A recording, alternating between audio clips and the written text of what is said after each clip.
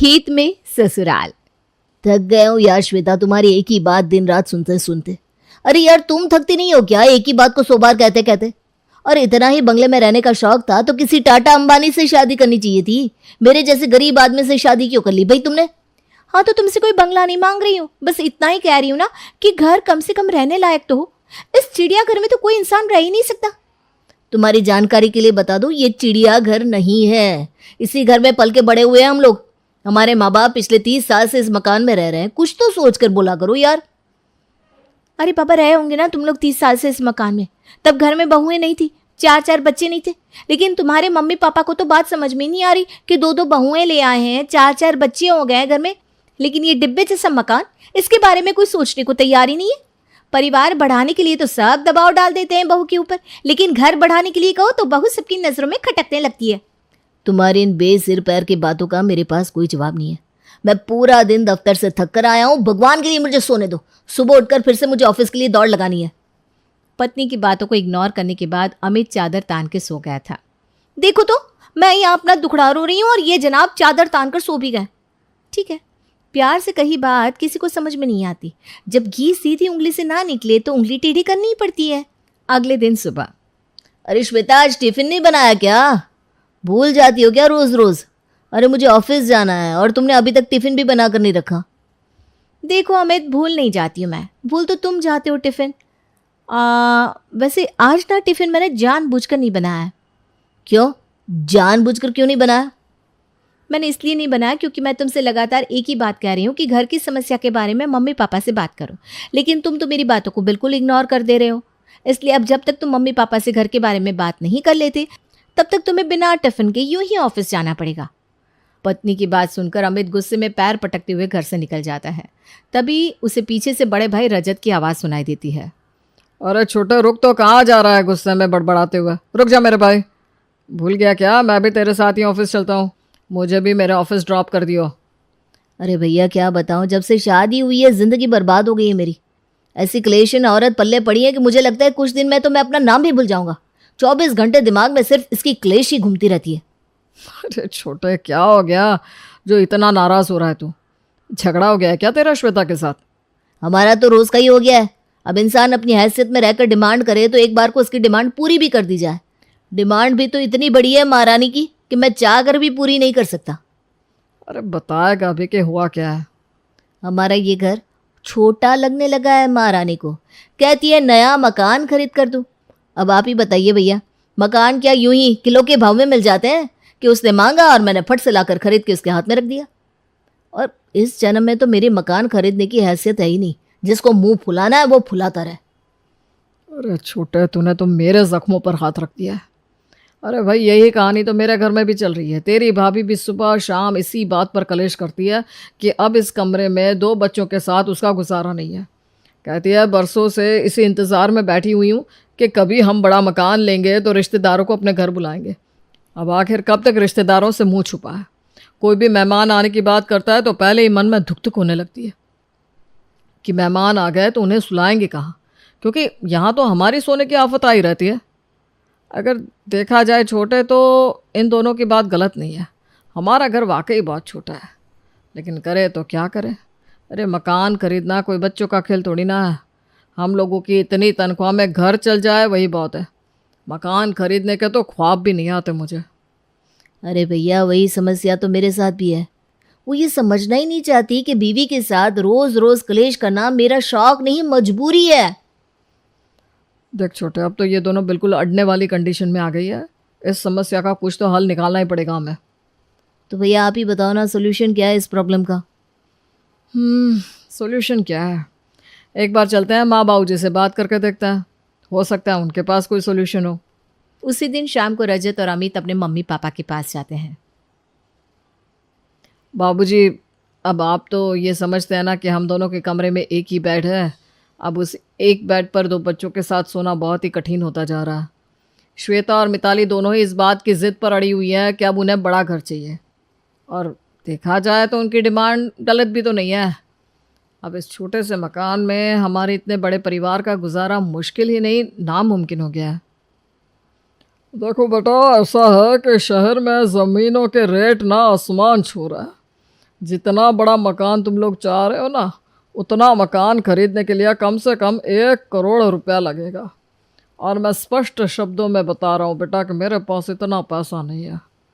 तुम लोग ये बात अपनी पत्नियों को जितनी जल्दी समझा दो उतना ही अच्छा है।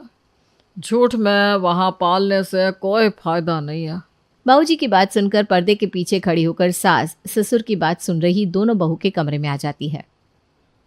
बाबूजी, आपने तो बड़ी आसानी से कह दिया कि हम लोग वहम ना पालें, लेकिन आप ही सोचकर बताइए ना, कैसे हम अपने 2 बच्चों के साथ इस छोटे से घर में गुजारा करें। बहू, मैंने पहले ही बताया है कि शहर में तो अब दूसरा मकान खरीदने की हमारी हैसियत है नहीं। अब तुम कहो तो तुम्हारे लिए खेत में मकान बनवा दे, क्योंकि जितना बजट हमारा है उतने में तो हम सिर्फ अपनी खेत वाली ज़मीन में ही मकान बनवा सकते हैं। अरे बाबूजी, ये तो बहुत अच्छा आइडिया दे दिया आपने। अपने पास खेत में भी तो इतनी बड़ी ज़मीन है, और वैसे भी तो आजकल हर जगह बसावट होती जा रही है। ये अच्छा आइडिया है, हम लोग खेत में ही मकान बनवा लेते हैं। और आप देखना बाबूजी, हम लोगों ने एक बार खेत में मकान बनवाया ना, तो हमारी देखा देखी एक एक करके वहाँ भी लोग मकान बनवाने लगेंगे। अरे बाबूजी, कैसी बात कर रहे हैं आप लोग? थोड़ा तो दिमाग लगाइए। खेत में मकान बनवा लेंगे तो हम लोग क्या नौकरी छोड़कर वहाँ खेत में कुदाल चलाएंगे? अरे तुम तो खेत वाले मकान में रह लोगी, लेकिन खाओगी क्या? अरे छोटे, किसी तरह प्रॉब्लम सॉल्व तो हो। कोई बात नहीं, हम लोगों को थोड़ा सफ़र करना पड़ेगा, लेकिन इस रोज़ रोज़ की चिक चिक से आज़ादी तो मिल जाएगी। आधा घंटे का ट्रैवलिंग टाइम और बढ़ जाएगा हमारा।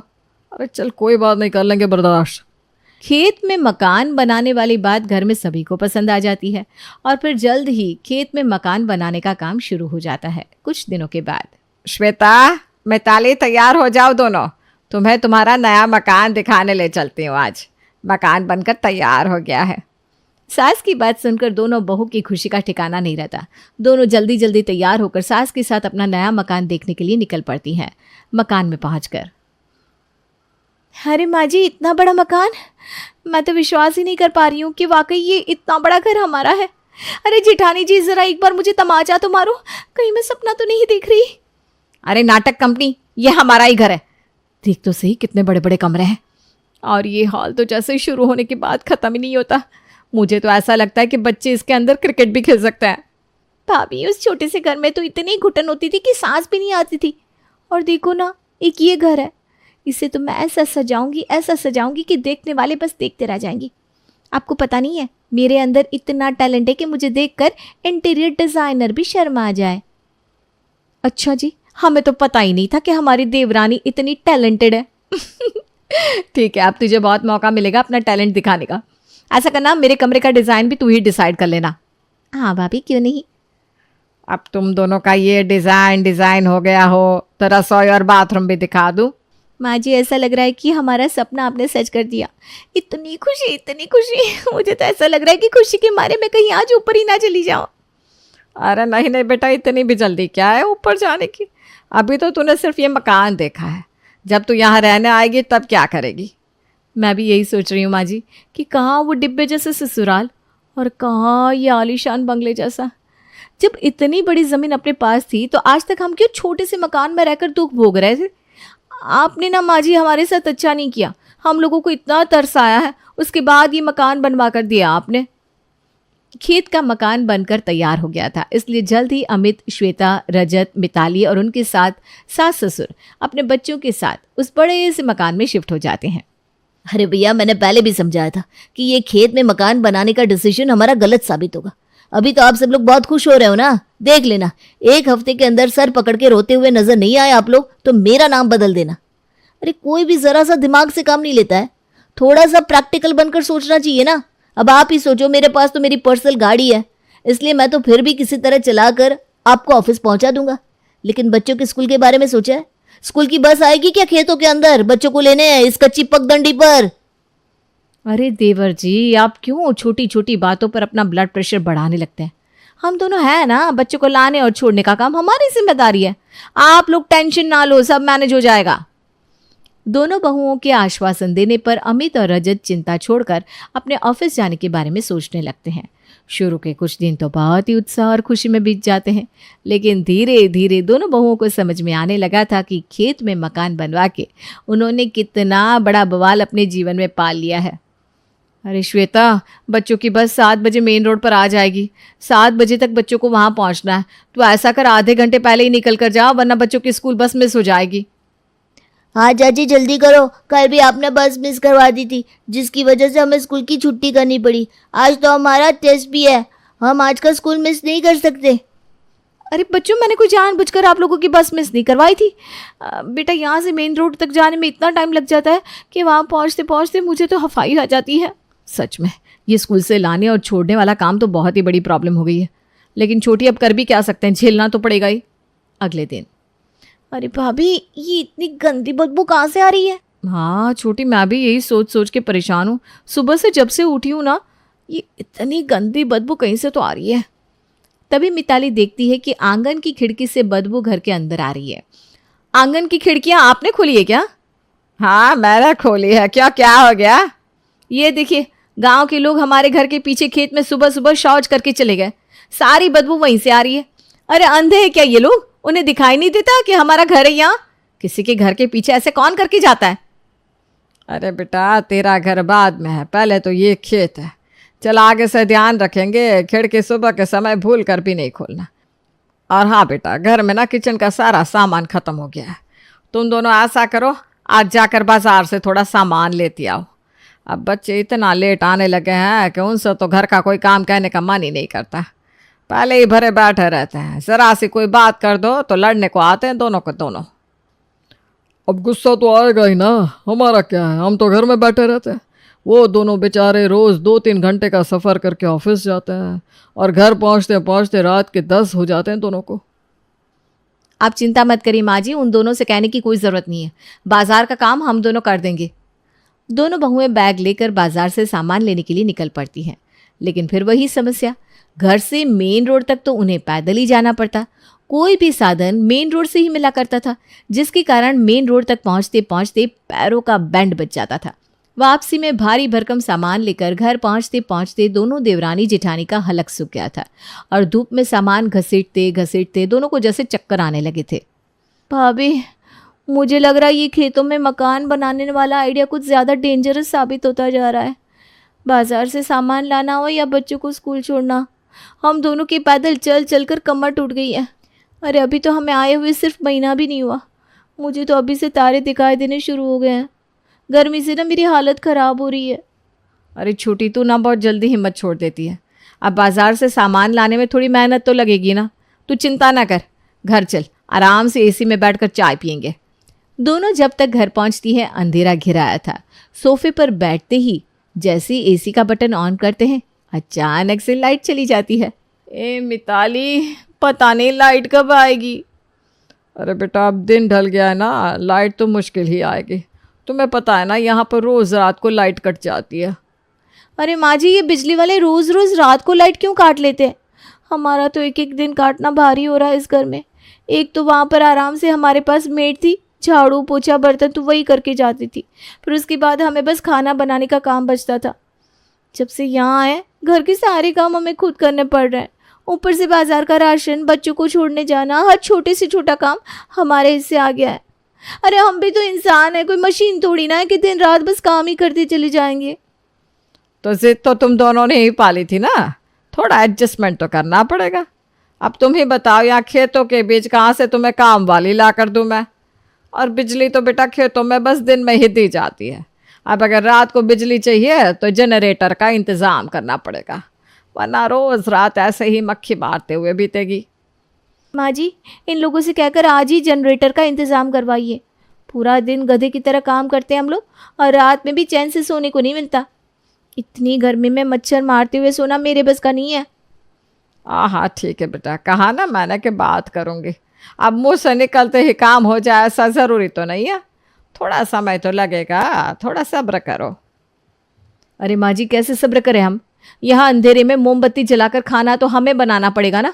बच्चों की यूनिफॉर्म भी प्रेस नहीं हुई है, वॉशिंग मशीन चल नहीं पा रहे हैं। जब से यहाँ आए हाथ से कपड़े धोने पड़ते हैं, क्योंकि दिन में पता नहीं कितनी बार लाइट आती है, कितनी बार जाती है, कोई गिनती ही नहीं है। एकदम जीवन दुश्वार हो गया है हमारा। अरे बेटा, थोड़ी लाइट की ही तो दिक्कत है, बाकी घर तो इतना बड़ा है ना, कमरे तो बड़े बड़े मिल गए तुम दोनों को। तो फिर अब एंजॉय करो अपने बड़े घर को, ऐसे रोने से क्या होगा?